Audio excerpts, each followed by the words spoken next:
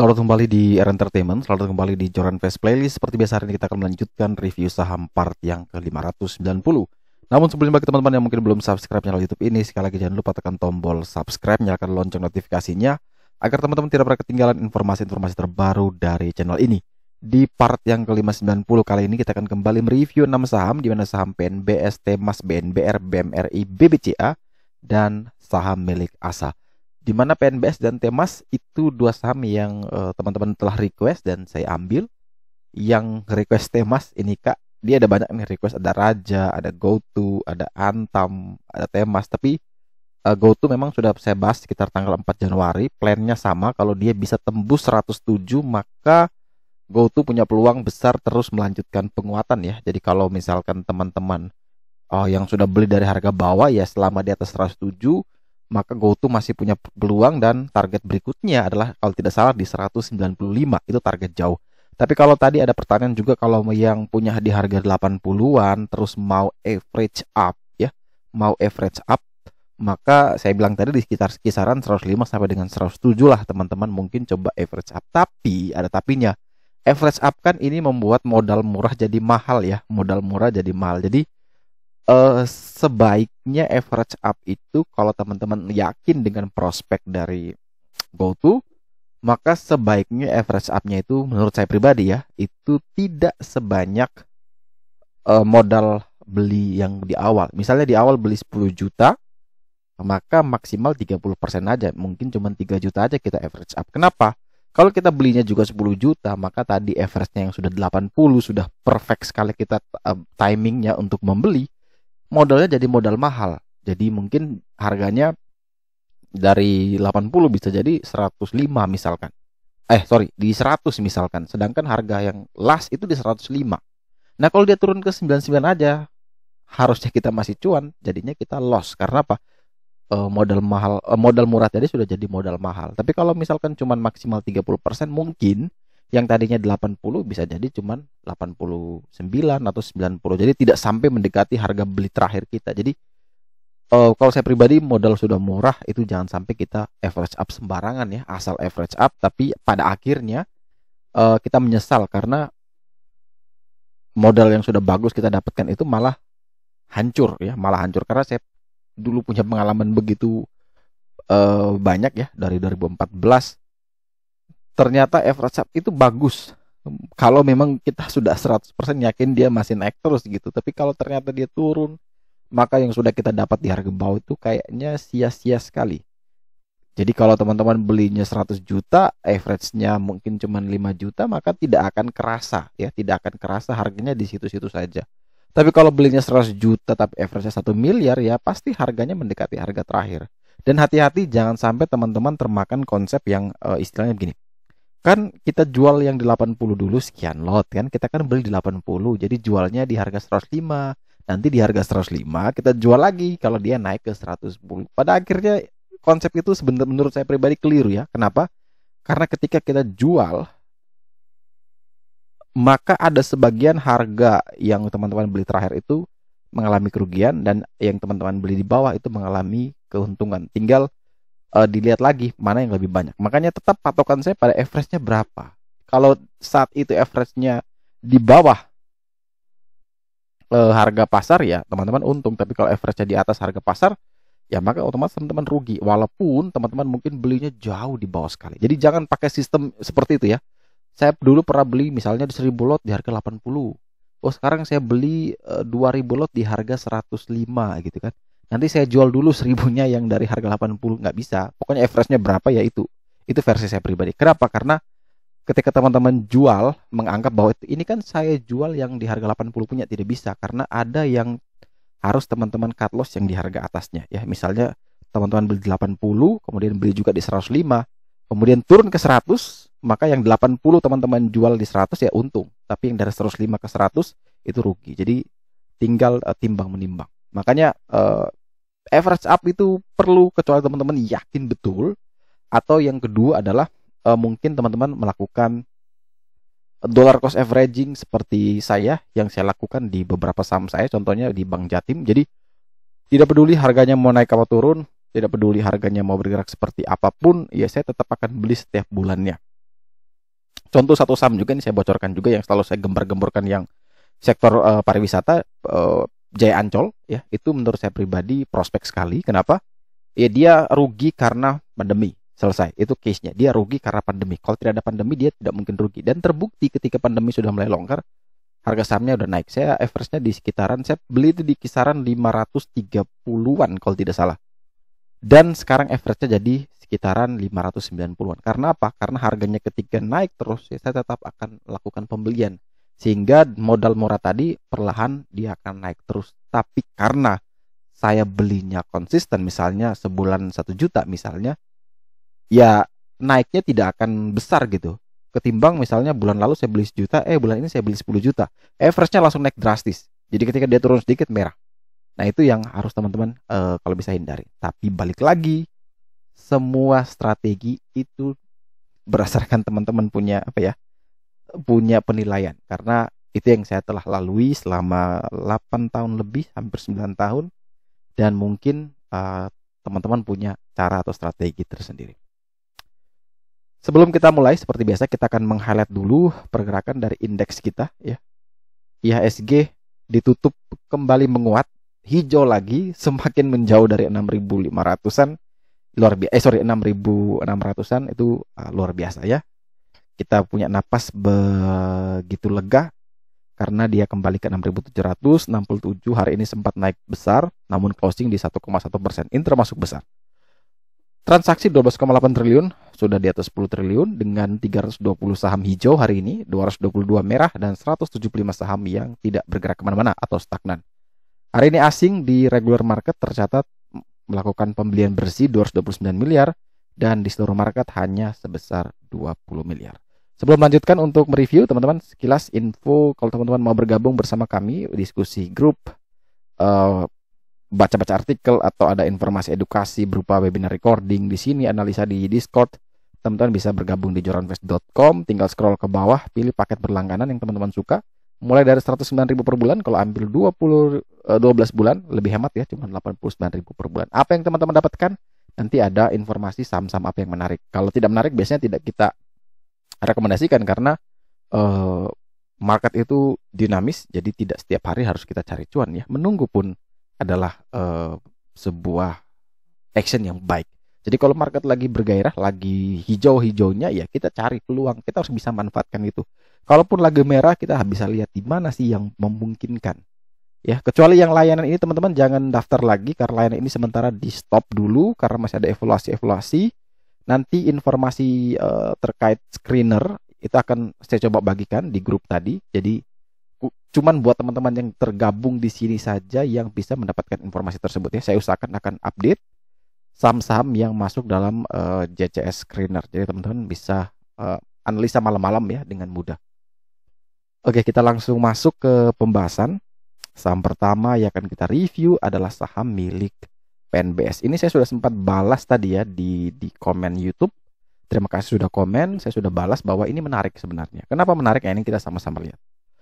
Nah, yang pertama adalah hari ini dia naik 1,59%, closing di 64. Kebetulan tadi kakaknya bilang dia average-nya di 64. Bagus, harga belinya masuk ya. Menurut saya pribadi harga belinya pas karena range buy yang bagus untuk PNBS adalah 63 sampai dengan 65. Kenapa dia 63 sampai 65? Karena support paling kuat dari PNBS itu adalah di 63. Jadi dia belinya di 64 itu sudah bagus ya. Ada satu tick di atas itu. Di 63 juga oke, 64 juga oke, 65 juga oke. Kemudian batasi SL di berapa? Di bawah 60 ya. Ketika dia turun di bawah 60. Jadi kalau masih sentuh 60 ya jangan dulu cut loss gitu ya. Di bawah 60 atau disesuaikan dengan preferensi resiko masing-masing. Nah, yang berikut menjadi menarik adalah final score value 80. Artinya statusnya good. Semua indikator ini sudah mendukung kecuali satu, yaitu foreign flow. Ini kalau foreign flow-nya juga oke, perfect ini bisa skornya 95. Yang berikutnya menarik adalah dia punya bullish divergence yang cukup panjang sebelumnya ya. Ini kalau kita tarik bullish divergence kisaran di sekitar sini dan harganya masih belum kemana-mana. Jadi ini kalau dia betul bisa kuat di 63 dan apalagi bisa menembus 64 resisten bantuannya, maka peluang ke 73 itu terbuka lebar. Jadi kalau teman-teman yang ingin membeli, Selama dia di atas 63, silakan buy 63 sampai dengan 65, batas SL di bawah 60, target sampai dengan 73. Kemudian request kedua ada saham milik Temas ya. Jadi kalau teman-teman yang mau dibahas juga, ya silakan tulis di kolom komentar, nanti saya pilih ya. Walaupun mungkin kalau rame tidak saya bahas semua, tapi saya akan ambil random ya, yang mana yang mungkin belum pernah dibahas kita akan bahas. Nah, Temas ini skornya jelek ya, hanya 15, ignore statusnya. Hari ini stagnan 2370. Beberapa hari lalu cenderung dia rally terus ya, dan memungkinkan sekali untuk dia koreksi. Maka coba kita perhatikan menggunakan weekly-nya dari Temas ya. Kira-kira Temas ini mau kemana nih? Secara daily menurut saya pribadi ini masih tidak menarik ya. Kita harus nunggu dia retrace baru kita ambil. Kalau memang dia retrace maka ada 2030 sampai dengan 2050 ya. 2030 sampai dengan 2050 ini bisa menjadi area buy teman-teman. Jadi tunggu saja dia turun, retrace di sini, buy, baru ya berharap dia bisa rebound kembali. Dan batas SL di bawah 2000 ya. Jadi kalau sudah beli di 2030 sampai 2050 langsung batas SL ketika dia terus turun di bawah 2000. Dan kalau kita perhatikan secara weekly ternyata kalau kita lihat secara weekly-nya ini dia punya closing itu tembus di atas resisten. Ini sudah menarik sebenarnya. Dia berhasil tembus di atas 2310 ya. Jadi kalau dia masih di atas 2310 secara weekly ya masih potensi. Jadi teman-teman punya strategi adalah bisa ya, ini bisa nih. Bisa tunggu saja di 2030 sampai dengan 2050, batas SL di bawah 2000 dengan target sampai dengan 2890 ya, 2890. Jadi kalau saya pribadi tidak kejar ini, kita coba tunggu dia retrace dulu baru kita ambil karena skornya masih jelek, indikatornya masih belum oke untuk kita entry. Berikutnya kita ke saham bakti untuk negeri ya, BNBR ya, ini slogannya bakti untuk negeri. Kalau kita perhatikan BNBR punya final score value 80, statusnya good, skornya 1,47%. Kita lihat BNBR tadi ada kelompatan kenaikan sampai dengan 73 namun membentuk shadow, upper shadow dan kembali mendekati area support paling kuat di 67 ya. Selama di atas 67 sebenarnya BNBR ini masih aman-aman saja, tapi hati-hati bahayanya kalau ternyata dia turun di bawah 67. Jadi warning buat teman-teman kalau yang mau beli BNBR, selama dia ada di atas atau minimal sama dengan 67 sebenarnya BNBR masih aman. Boleh beli 67, 68 boleh beli, target ke 78. Tapi kalau teman-teman lihat dia ada di bawah 67, jangan beli ya. Skip dulu. Kita tunggu sampai dia bisa kembali lagi di atas 67 atau kira-kira dia di sekitaran situ ya. Tapi kalau opening masih di atas 67, teman-teman beli ternyata dia turun, silakan batas SL di bawah 65. Kemudian kita bergerak ke saham selanjutnya adalah saham milik Bank Mandiri, BMRI.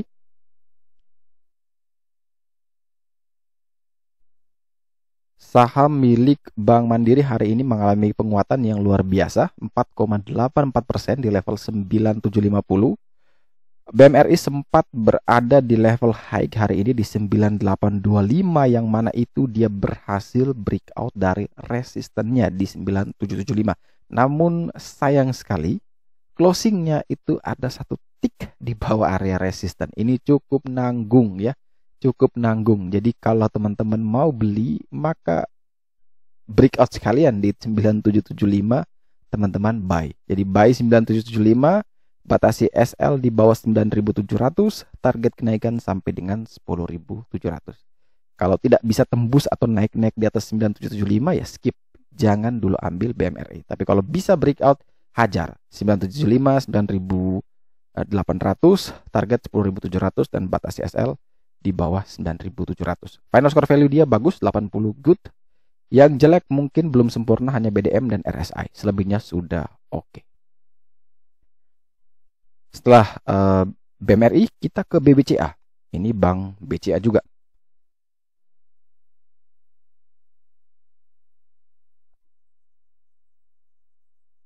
BBCA juga hari ini mengalami penguatan walaupun tidak signifikan, tapi setidaknya membantu indeks ya biar bisa kokoh, bisa sampai di 1% ya. Walaupun menurut saya pribadi volume hari ini masih seperti tidak bertenaga, tapi jauh lebih baik lah daripada sebelumnya. Karena beda ya. Biasanya itu kalau naik itu benar-benar langsung boom di push volumenya. Hari ini benar-benar mungkin ada pengaruh dari GoTo mungkin ya kenaikannya. Tapi kelihatannya kayak malas gitu. Apalagi kemarin benar-benar chartnya itu malas sekali, kelihatan sekali. Tapi hari ini lebih bersemangat tapi tidak seatraktif biasanya. Tapi itu pandangan saya. Tapi kalau teman-teman punya pandangan lain berbeda, terserah. BBCA juga sama, naik 2,15%, close-nya 8325, final score value dia juga good, indikatornya semua oke, kecuali BDM dan foreign flow yang masih setengah, belum terlalu sempurna. Tapi BCA juga sama seperti BMRI, nanggung sekali closingnya di 8325, sedangkan resistnya di 8350. Strateginya sama, kalau tidak bisa melewati 8350 jangan beli. Tapi kalau dia bisa breakout 8350 silakan buy on breakout. BBCA 8350, batasi SL di 8250. Target kenaikan sampai dengan 8700. Jadi kalau tidak breakout ya jangan beli. Kalau bisa breakout silakan buy on breakout BBCA. Dan saham terakhir ya kan kita review hari ini adalah saham milik ASA. Ya, ini Cilacap Samudra Fishing. Saham yang baru IPO. Nah ini teman-teman lihat Cilacap hari ini naik cukup besar ya, 9,28%, closing di 106, tepat berada di resisten paling kuatnya di 106 juga. Ini kalau bisa tembus 106 maka ada peluang masih terus melanjutkan penguatan. Kalau kita lihat Asia secara weekly semoga bisa. Maka masih memungkinkan ASA untuk terus melanjutkan penguatan. Bagi yang mungkin beli di harga bawah yaitu beruntung sekali ya, karena dua resist sudah ditempel, satu ditembus, satu ditempel, dan berpeluang untuk melanjutkan target berikutnya ke 149, 150. Ini target berikutnya ya, kalau dia bisa breakout atau mempertahankan 106 tersebut. Jadi yang sudah punya barang kawal trailing stop. Kalau yang belum punya barang maka perhatikan betul. ASA boleh dibeli kalau dia ada di atas 106 ya, aman di 106. Jadi kalau teman-teman lihat di besok dia di 107, 108 silakan buy, tapi batasi SL di bawah 104 dengan target sampai dengan 149. Tapi kalau ternyata 106 besok langsung merah, ya coba tunggu di 91 sampai dengan 93 ya, teman-teman bisa ambil lagi di sana. Jadi strategi buy-nya ada dua. Dia di atas 106 boleh buy juga, tapi langsung batasi SL di bawah 104. Tapi kalau tidak bisa naik di atas 106, coba tunggu saja di 91 sampai dengan 93, mungkin batasi SL di bawah 88, 89, targetnya bisa ke 106. Jadi teman-teman bisa melihat atau mengatur strategi sesuai dengan kondisi market di keesokan harinya. Secara final score value dia bagus. Yang jelek dia cuman RSI, yang jelek dia cuman BDM. Jadi dua ini masih bukan jelek sebenarnya, belum sempurna. BDM ini sempurnanya 15, dia dikasih 10, artinya bagus lah. RSI sempurnanya 20, dia kasih 10, setengahnya lah. Jadi belum bagus, tapi secara keseluruhan indikatornya dia sudah skornya 80, artinya good ya. Teman-teman bisa lakukan strategi di saham tersebut. Oke, sekian dulu review saham part yang ke-590 hari ini. Terima kasih bagi teman-teman yang telah setia menonton. Sekali lagi jangan lupa like, comment, dan subscribe, bantu share juga agar semua informasi yang ada dalam video ini berguna, bermanfaat, dan tentunya bisa menjadi panduan trading di keesokan harinya. Sekali lagi terima kasih banyak. Sampai jumpa dan semoga membantu.